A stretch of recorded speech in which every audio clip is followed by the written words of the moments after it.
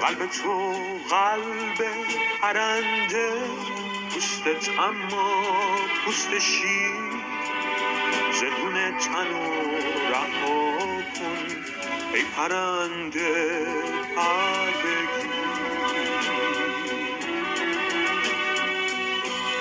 حرف تنهایی قدیمی اما تلخ و سینه سوزه، اولین و آخرین حرف هر روز و هنوزه.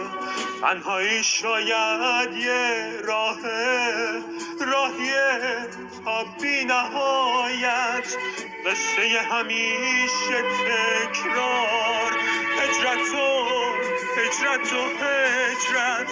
اما تو این راه که همراه جز هجوم خار و خس نیست، کسی باید باشه، شاید کسی که دستاش قفس نیست.